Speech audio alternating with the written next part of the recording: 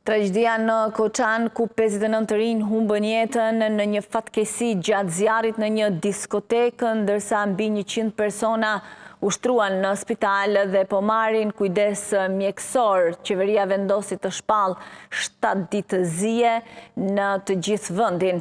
Qeveria njoftoi se në këtë ditë Ministria e Jashtme do të hapë librin e ngushëllimeve brenda ministrisë për fatkeqësinë e madhe. Paralelisht, institucionet relevante do të inspektojnë të gjitha klubet e ngjashme në mbarvendin.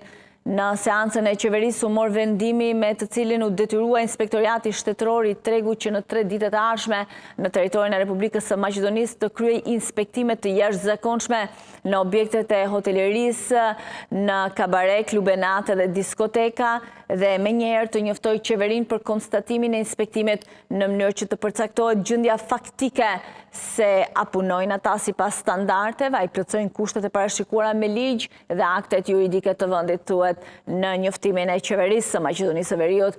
Njëkohësisht, qeveria informon opinionin se në bashkëpunim me Ministrinë e Punëve të Brendshme dhe institucionet e tjera përgjegjëse për zbardhjen e plotë të rastit, po mblidhen prova materiale dhe se të gjithë të përfshirët në këtë ngjarje tragjike dhe që me vetdije kanë kontribuar në rrezikimin e jetëve njerëzore, do të sillen para organeve të drejtësisë se do të mbajnë përgjegjësi.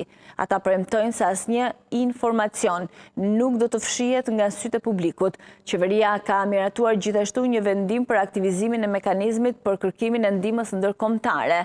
Sot edhe Mali i Zi do të mbaj ditë zije për tragjedinë e Maqedonisë së Veriut, ku 59 persona humbën jetën e 155 u plagosën. Me pikëllim të madh morëm lajmin për ngjarjen tragjike në Koçan të Maqedonisë së Veriut. Qeveria e Malit të Zi është e gatshme të qëndrojë pranë popullit mik të Maqedonisë së Veriut me të gjitha mënyrat e nevojshme në këtë kohë të vështirë, ka shkruar kryeministri i Malit të Zi Milojko Spajić në rrjetin social X, ai ka njoftuar opinionin se hëna 17 marsit do të jetë ditë zije në Mal të Zi.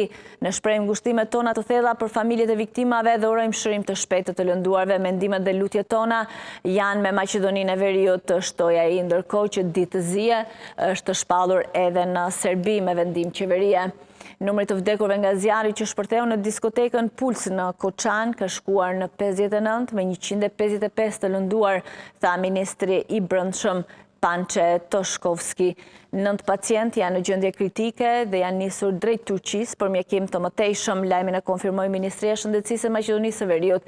Gjithashtu 5 pacientë do të dërgohen për mjekim të mëtejshëm në Bullgari dhe 3 të tjerë në Greqi. Më shumë se 150 persona raportohet të jenë lënduar nga zjarri në Koçan, rreth 20 prej të lënduarve vlerësohet të jenë në gjendje kritike.